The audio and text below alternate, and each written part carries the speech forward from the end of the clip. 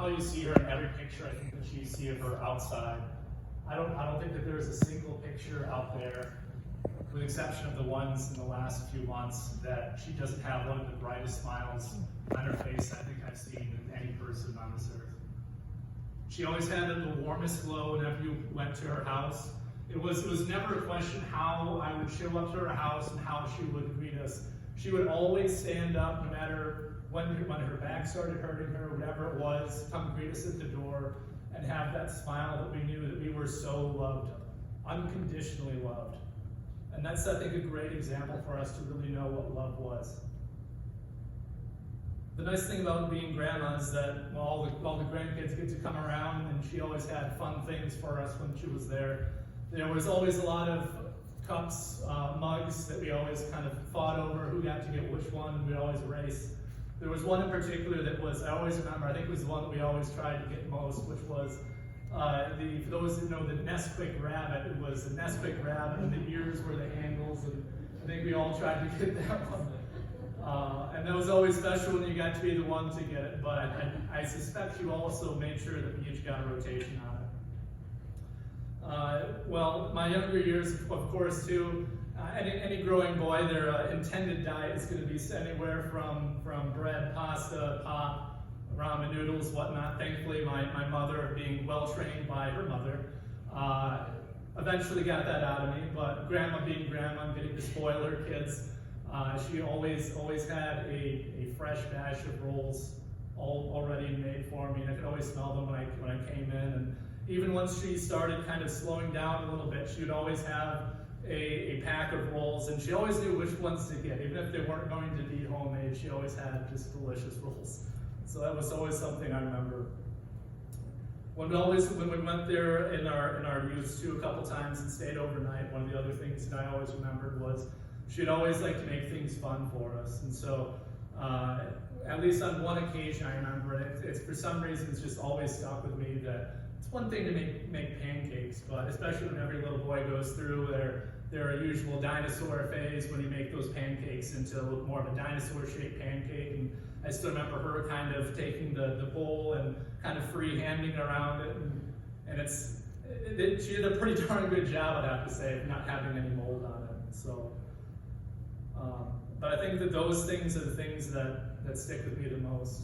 And she's a woman that has gone through, for those that know her, have gone through some of the hardest things I think that somebody can go through in this life. And for her to still love the Lord the way that she did, to her to always show the love to all of us the way that she did through all of that, is, I think, speaks volumes to her, her character, who she was as a mother, a grandmother, and just the example that she set for all of us.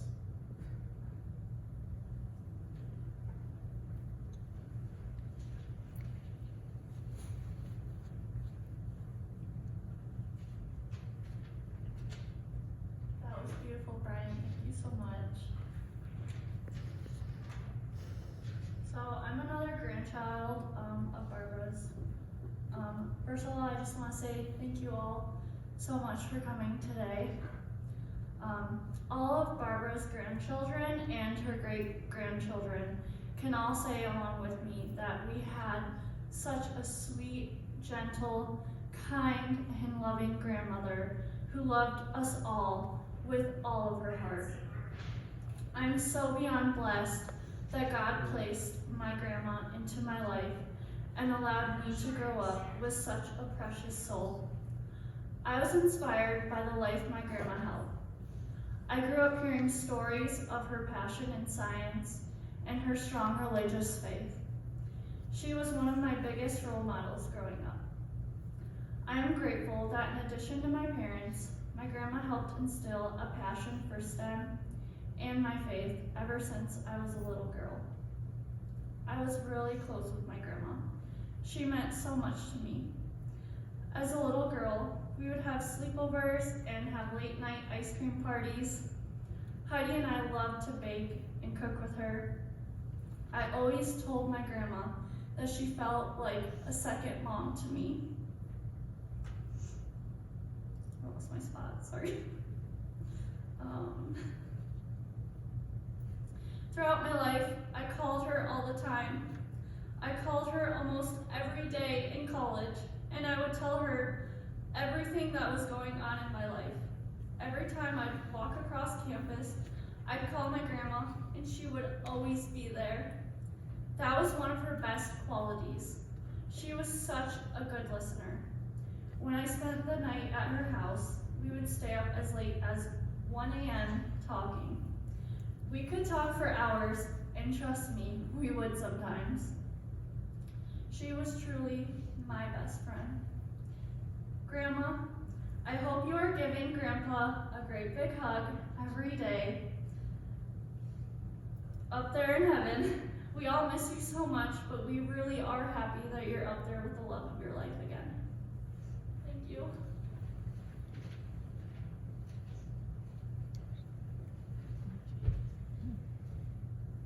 You are all so dear. Thank you for being here. I wasn't sure if I was going to get up or not, but he said my name, so I guess I have to. I'm like, oh no, what am I going to say? One thing that I wanted to say though is that she had the sweetest voice, but she had children, so she tried very hard to sound assertive, and it was terrifying. Maybe not. She was an incredible mom, and an incredible grandmother, incredible sister, incredible cousin, incredible niece, incredible daughter.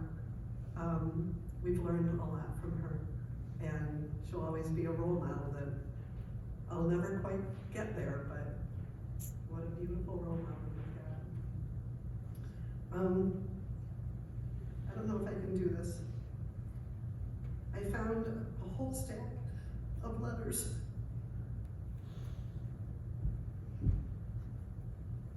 From her when I was in college, and I was going through a tough time. And it so represents what she did for us. We were on the phone for hours. I used to call her, and we'd kind of tag team each other, the sisters. And I kind of often got last dibs. That's okay, that's okay. But we had just an incredible counselor who encouraged us, who loved us, who pointed us to the Lord, and helped us to be as amazing as we could as moms. And she loved that siblings loved each other. She loved friends. She taught us how to be a friend. So she said, one thing I have learned when I get bogged down with my own problems is to reach out to others. Cheer someone up, bake someone something, send a note to someone who needs encouragement, just anything to get my mind on other people than myself. There's a whole world full of people who need encouragement, kindness, even in going to town. So many people never have anyone who really cares, and just a smile or a few kind words will make their day. I really think there's a lot of lonely people who don't have anyone who really cares or haven't built a close relationship with anyone because they just don't know how. Then to look at all the people who don't have God in their lives in a close, personal way.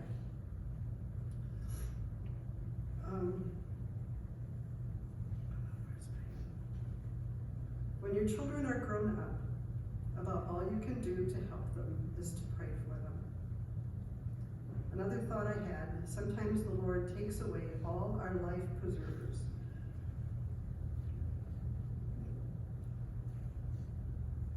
And teaches us how to trust and depend on Him alone.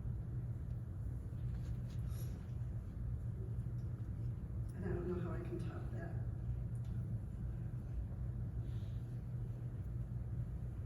No, I have to finish. I did put notes in here. Thank you for being a friend to Carol. Amy was little, so she would have thanked me for that too. Thank you also for being a friend to Carol and for loving and appreciating her. It's so wonderful for parents to see their kids enjoying each other. That's one reason I wanted a big